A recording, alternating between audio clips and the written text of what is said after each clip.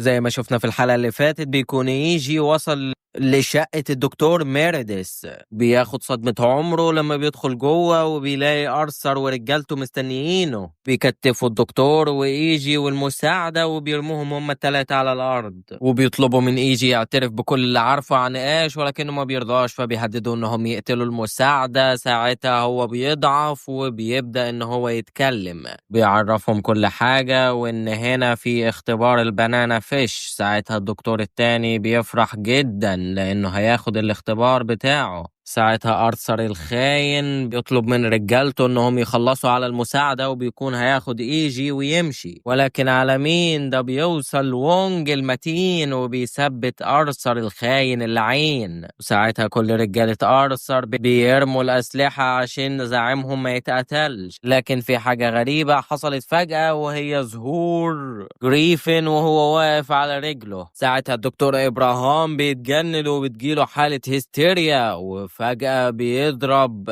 جريفن بالنار وأرثر بيضرب وونج وكل الرجالة بيبدأوا إن هم يضربوا في بعض. وبعد كده أرثر بياخد رجالته وبيهرب بسرعة جدا. بعد كده بيحاول الدكتور ومساعدته يعملوا أي شيء عشان يوقفوا النزيف، وبعد شوية بنشوفهم بيعملوا عملية لجريفن وبيخرجوا الرصاصة منه، وبيكون إيجي ووونج واقفين بره وقلقانين جدا. وبنروح بعد كده لآش اللي بيكون قاعد في السجن. بيكون ماكس بيتكلم مع الحارس عشان ينقل من الزنزانة بتاعة آش، وبالفعل بيرشيه عشان يعمل كده. وبالفعل بيدخل ماكس للزنزانة بتاعته هو وآش وبياخد حاجته وبيروح لحجرته الجديدة. لكنه لما بيروح هناك بيكتشف ان في واحدة من الكتب بتاعته مفقودة، وبيكون الكتاب ده مع آش اللي بيكون قاعد يقراه. وفجأة بيدخل عليه مسجون ضخم جدا وبيبدأ ان هو يتنمر عليه. ماكس بالصدفة بيعرف اللي بيحصل في زنزانة آش. بيكون ماكس مش هيعمل حاجة ولكنه بيفتكر جريفن وبيروح بيجري عشان يشوف اللي بيحصل. وعند آش بنشوف المسجون الضخم ده بيقلع هدومه وبيكون عايز يمسك آش يضربه، وبيبدأ ان هو يتنمر عليه بطريقة قذرة جدا. ولكنه لما بيقرب منه بينزل على دماغه الملاية وبيبدأ ان هو يضرب فيه ويخنقه، وبيخبطوا في الحيط وبينط على حيطة، وبعد كده بينزل برجله على دماغه وبينهيه. ولكن تنهي مين يا حزين؟ ده الضخم سيد المعلمين. ولكن على مين؟ ده آش المتين بيخنقه، وبيكون القاتل الضخم ده مش قادر يعمل حاجة. ولكن ماكس بيجي وبيخلي آش يتوقف عن اللي هو بيعمله، وبالفعل آش بيسيب الشخص الضخم ده وبيخرج من الزنزانة. وعلى الجانب التاني عند إيجي اللي بيقابل إيبي اللي بيكون قلقان عليه جدا ولكنه بيطمن لما بيشوفه. وبعد كده بيروحوا هما الاتنين لوونج والدكتور ميريديس اللي بيكون بيعالج جريفن. بيكون إيبي مصدوم من اللي حصل لجريفن. وبنرجع مرة تانية لماكس وآش وبيكون ماكس بيشد آش عشان هما الاتنين يقابلوا المحامي بتاع ماكس، ولكن آش بيرفض. فماكس بيقول له وانت ليه عايز تفضل هنا؟ انت لو فضلت هنا هتموت. فبطلنا بيقول له مالكش دعوة بيا، ولا انت ندمان على اللي انت عملته زمان. وبيكون ماكس قاعد مع المحامي بتاعه وبنعرف ان هو يخرج قريب بسبب الكفالة. ولكن بيكون في شيء حزين جدا وهو ان مراته خلاص هو مش هيعرف ياخد منها ابنه لان هي مرتبها اكتر والوصاية بتبقى مع الام. وماكس ساعتها بيكون متضايق وحزين جدا بسبب اللي بيسمعه. وبعد كده بيكون آش قاعد في جنينة السجن، ولكن بيجيله واحد من المساجين وبيقول له ان ماكس عايزه. وبننتقل لإيجي وإيبي بيقول لإيجي ان هو لازم يرجع لليابان عشان الموضوع بقى خطر عليه. ولكن إيجي بيتعصب وبيقول له ان هو رافض الكلام ده. وهما الاتنين بيكونوا هيتخانقوا، ولكن بتيجي واحدة اسمها نادية وبتنادي عليهم. ولما بيدخلوا للدكتور بتكون دي الصدمة الكبيرة لأنهم بيلاقوا جريفن مات وبيكونوا مش عارفين يقولوا ايه لآش. وبعد كده بيقرروا ان هم ما يقولولوش حاجة عشان ما يتصدمش وممكن ما يستحملش الخبر. وبعد كده بيروح إيبي عشان يكلم تشارلي في التليفون ويعرفه. وبنرجع مرة تانية لبطلنا اللي بيدخل المخزن ولكنه مش بيلاقي ماكس، وبيلاقي العصابة هناك مستنيينه وكانوا عايزين يضربوه ولكنه بيتفادى الضربة بكل سهولة. وبيقولوا له ان هم هيضربوه لحد ما يتعلم الدرس. دي أوامر الزعيم دينو. على الجهة التانية عند ماكس اللي بيكون بيكلم تشارلي في التليفون وعارف ان جريفن مات. وبنروح مرة تانية لآش اللي بيكون بيتضرب بكل عنف من العصابة القذرة دي، ولكن فجأة ورئيس العصابة ده بيخنق بطلنا بيخرج شوكة بكل سرعة وبيحطها على رقبته وبيقول له لو انت موتني انت كمان هتموت معايا. بعد كده بيهدده وبيقول له قول لدينو يخرجني من هنا والا هقول للشرطة كل حاجة. بعد كده بيدخل ماكس وبيحاول يوقفهم، ولكن بطلنا بيستغل الفرصة وبيضرب رئيس العصابة وبيوقع على الأرض وبيهدد الاتنين الباقيين. ساعتها هما بيخافوا وبيكونوا عايزين يهربوا، ولكنهم بعد كده بياخدوا صديقهم وبيمشوا، وماكس بيجي وبيطمن على آش، لكن آش ما بيدلوش فرصة وبيقوم وبيقول له هو ايه اللي حصل لأخويا قول. بيكون ماكس متوتر ومش عارف يقول ايه، فماكس بيحاول ان هو يمهد لآش الموضوع، ولكن آش بيكون فاهم كل حاجة وماكس بيقول له ان اخوه مات بسبب رصاصة من اتباع دينو. ساعتها آش بيكون في حالة صدمة كبيرة جدا، بيكون آش هيمشي وبيحاول ماكس يوقفه ولكنه بيضربه. ساعتها ماكس بيتعصب وبيهجم على آش، وبعد شوية بنشوفهم فاشخين بعد ضرب وماكس بيواجه لكمة قوية لوجه آش، وبعد كده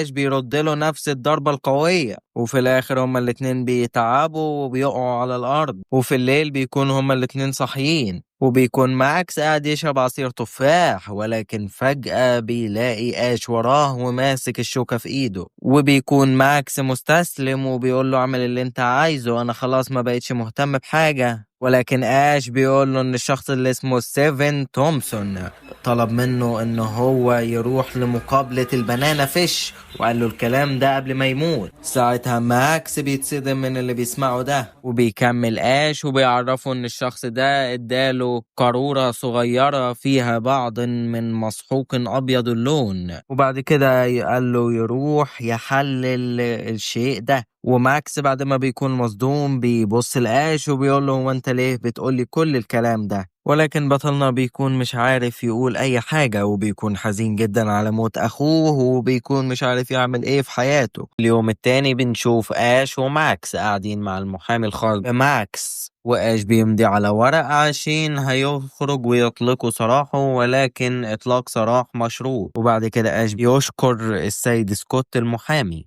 وعند دينو اللي بيكون قاعد وبيتكلم في التليفون وبيعرف ان آش خلاص خرج من السجن وبيتضايق جدا. وبعد شوية في الزنزانة بيكون ماكس وآش قاعدين بيتكلموا، ولكن بيجي الحارس وبيقول لآش ان وقت ان هو يخرج جه. ساعتها آش بيسلم على ماكس وبيخرج من الزنزانة. وبعد شوية بنشوف آش قلع لبس السجن وخلاص بقى مدني مرة تانية. ساعتها المحقق تشارلي بيكون موجود هو وإيجي وإيبي وبيسلموا عليه. ولكن في الجزء التاني من السجن بيكون ماكس متضايق جدا وبيجري على محامي وبيقوله ان هو نسي يقول لآش ان دينو هو اللي قتل اخوه جريفن. ساعتها المحامي بيتصدم عند آش والباقي بره. بيكون آش بيقول لهم ان هو عايز يروح لاخوه قبل ما يروح للمفتش أنطونيو. ساعتها تشارلي بيبدأ ان هو يكلمه، ولكن على الجانب التاني عند المحامي بيكون بيجري وبيخبط في اي حد قدامه عشان يلحقاش قبل ما يمشي ويقوله، ولكنه ما بيلحقهمش وبيكونوا ركبوا العربية ومشيوا. وبنشوف آش ان هو عارف كل حاجة ومتضايق جدا وحزين لدرجة انه بيعيط، وبعد كده بيقول لهم ان هو تعبان وبيطلب منهم يوقفوا العربية. ساعتها هم في الفعل بيوقفوا العربية وبينزلوا عشان يطمنوا عليه، ولكن المفاجأة ان هو بيرفع عليهم السلاح وبيطلب منهم يبعدوا عنه وياخدوا بعضهم ويمشوا ويسيبوه لوحده. ساعتها إيبي بيلهيه في الكلام وهو وتشارلي بينطوا عليه وبيحاولوا ياخدوا منه السلاح ولكنهم مش بيقدروا. ولكن المفاجأة ان إيجي بيركب بجانب آش وبياخد العربية وبيجري وبيوقع إيبي وتشارلي في الأرض. وبعد ما بيمشوا شوية آش بيطلب من إيجي يوقف العربية وبيطلب منه هو كمان يسيبه ويمشي، ولكن إيجي بيرفض وبيقول له دي مشكلتي أنا كمان وأنا كمان عايز أخد حقي من العصابة دي. وعلى الجانب التاني عند تشارلي وإيبي اللي بيكونوا قاعدين ومش عارفين يعملوا إيه، وإيبي بيقول إن هو أكيد هيروح للحي الصيني. على الجانب التاني عند دينو ورجالته وآرثر اللي بيقول لهم هو كمان إن أكيد آش هيروح للحي الصيني عشان عارف إن رجالة دينو مش هناك. وكمان وونج موجود هناك وبيسأله هيعمل ايه مع اش. ساعتها دينو بيقول له ان هو استعاد العقار بتاعه وخلاص مش عايز حاجة تاني من اش وهو كده ملوش لازمة. ولكن ارثر بيسأله عن الدكتور ابراهام ولكنه بيكون بيحسبه اسمه بنانا فيش وبيطلب منه يعرف مين هو الشخص ده وليه مهتم بيه قوي كده. ساعتها الاب دينو بيقول له ان هو خلاص هيقول له ليه وبيعرفه ان البنانا فيش ده مش شخص ولكنه اسم عقار. الشيء ده هيقلب موازين العالم ودي الحاجة الوحيدة اللي يقدر يقولها له. وعند ايجي واش اللي بيكونوا ماشيين واش مرة واحدة بيقول لايجي امشي وما تبصش وراك وبالفعل بيمشوا هما الاتنين وبيدخلوا الشارع ضيق وبنشوف واحد بيجري وراهم وبيخش الشارع ولكن الصدمة ان هو بيلاقي اش في وشه وبيكون لسه عايز يهجم عليه ولكن على مين ده اش المتين بيمسكه بيوجه له ضربة قوية جدا في بطنه وبيرميه على الارض وبيمسكه وبيبدأ ان هو يستجوبه وبيقول له مين هو رئيسك فبيعرفه ان هو واحد من رجال دينه وان هو بيعمل اللي اتطلب منه بس. ولكن المفاجأة ان بيجي وونج فجأة وبيقول له سيبهولي انا هتعامل معاه وبيرحب بعودة اش وبتيجي رجالة وونج وبياخدوا الشخص ده وبيمشوا. وساعتها اش بيسألهم هما الاتنين ايه اللي حصل لجثة اخوه لغاية دلوقتي ولكنهم بيقولوا له ان هي لسه عند الطبيب الشرعي لان محدش لسه راح استلمها لغاية دلوقتي. اش بيقول لهم بما انه مطارد فمش هيعرف يستلم الجثة وساعتها هيدفنوه في المقابر العامة. وساعتها اش بيقول لوونج ان هو مش عايزه معاه وان هو هيتعامل لوحده ولكنه بيقول له انت غبي انت لو عملت كده هيقتلوك ودمك هيروح مع دم سكيب ودم جريفن. ساعتها اش بيفهم كل حاجة وبيفرح وبيسلم على وونج وبنعرف وسط الكلام ان نادية اللي شفناها في المطعم قبل كده دي تبقى اخت وونج الكبيرة. وفي المطعم عند نادية بيكون قاعد معاها شارلي وبيكونوا بيتكلموا على وونج وإن هو أخ صغير ولكن بتاع مشاكل وعصابات وإن هي تعبانة منه وإن هو ما رجعش البيت من فترة وإن الشرطة والعصابات بيدوروا عليه والشرطة بتسيب العصابات وأولاد الشوارع يموتوا في بعض بدون تدخل ولا رحمة. ساعتها تشاردي بيقول لها إن الشرطة ما بتتدخلش لأن هما ما بيمسكوش عليهم دليل وإنهم متضايقين جدا بسبب الكلام ده.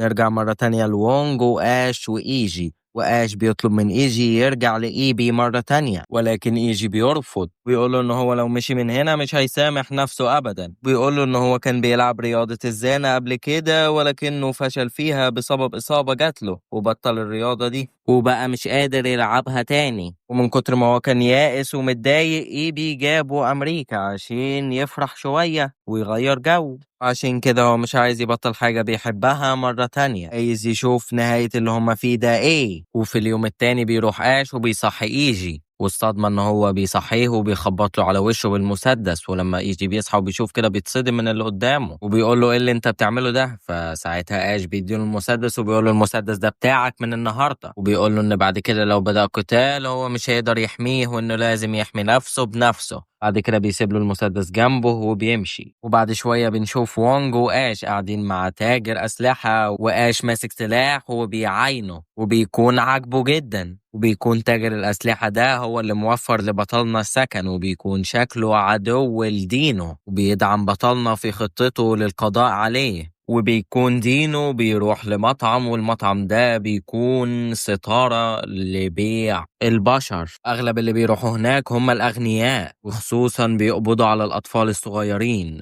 عشان يتاجروا فيهم. وبيكون دينو بيروح هناك يوم 15 من كل شهر وعند تشارلي وإيبي اللي بيكونوا قاعدين وتشارلي بيفاجئ إيبي وبيقول له إن ماكس خرج من السجن. ساعتها بيتصدم إيبي وتشارلي بيروح لشغله وبعد شوية بيخبط الباب وبنكتشف إن ماكس هو اللي جه وبيعرف إيبي إن هما لازم يروحوا المطعم اللي هيكون فيه آش ودينو عشان يلحقوا آش من اللي هو هيعمله. ساعتها إيبي بيكون مصدوم ولكن ماكس بيأكد له الكلام ده وبعد كده بيركبوا العربية وبيتوجهوا للمكان. بنرجع مرة تانية لآش وإيجي ووونج اللي بيكونوا واقفين وبيراقبوا المكان من بعيد وبعد كده بينزلوا المخزن تحت بيجيبوا شاحنة وبيجهزوا الأسلحة بتاعتهم وبينطلقوا وبيوصل دينو عند المطعم المطعم، ولكن الصدمة الكبيرة إن بتوصل الشاحنة والناس كلها بتهرب، ولما بيحاول الرجال إنهم يحموه بيطلقوا عليهم النار، وبيظهر آش فوق العربية وبيكون خلاص هيطلق على دينه، ولكن بتصيبه رصاصة من رجال أرثر، ولكنه في الآخر بيقدر إن هو يصيب دينه. يبدأ إطلاق النار على العربية ينزل عليهم زي المطر وبيفقدوا التحكم فيها، والعربية بتتقلب بيهم، ولكن آش بينط منها، ووونج بيتصاب، وإيجي بيكون بيطمن عليه، وفجأة واحد من الرجال بيفتح عليهم العربية وبيكون إيجي بيوجه السلاح وخايف يضرب، ولكن في الآخر الشخص ده بيتضرب بالنار، ولكن بيكون وونج هو اللي ضربه. وساعتها بيوصل ماكس وإيفي وبيشوفوا الفوضى اللي حاصلة، وبيبدأ آش إن هو يطلق النار على رجال دينو، وماكس بينادي عليه وبيقول لهم انهم ينطوا في النهر، وبالفعل كلهم بيجروا، ولكن بيوصلوا رجال دينو وبيبدأوا ان هم يطلقوا عليهم، ولكن مش بيسيبوهم، وفجأة بيظهر آش وبيقتل رجال دينو كلهم، وبعد كده هو كمان بينط في النهر، وبيجروا الرجالة عند النهر، ولكنهم بيلاقوهم اختفوا، وبيروحوا عشان يفتشوا الرصيف الشرقي، ولكن أبطالنا بيكونوا طلعوا بأحد الخلجان وبيستخبوا في واحد من المستودعات، وبيكون آش عايز يمشي. ساعتها ماكس بيتعصب عليه وبيوجه له لكمة قوية جدا في وشه، وبعد كده بيشيله على كتفه عشان يمشوا، وعند دينو اللي بيكون لسه حي ورجالته بتعتذرله لانهم ما قدروش يحموه. ساعتها هو بيقول لهم مش مهم الكلام ده، المهم تجيبوا آش يكون حي. وبنرجع مرة تانية لأبطالنا اللي بيكونوا مستخبيين في مخبأ خاص بماكس، اللي بيكون قاعد وعمال يخيط في جروح وونج، وبيكون ماكس هياخدهم ويروحوا لجزيرة اسمها كيب كود، لأن الجزيرة دي هي اللي فيها سر البنانا فيش، وبيكونوا هيتحركوا بعد الغروب. وبس يا صديقي، هنا وصلنا لنهاية الحلقة. ما تنساش تعمل لايك للفيديو واشتراك في القناة، ومع السلامة.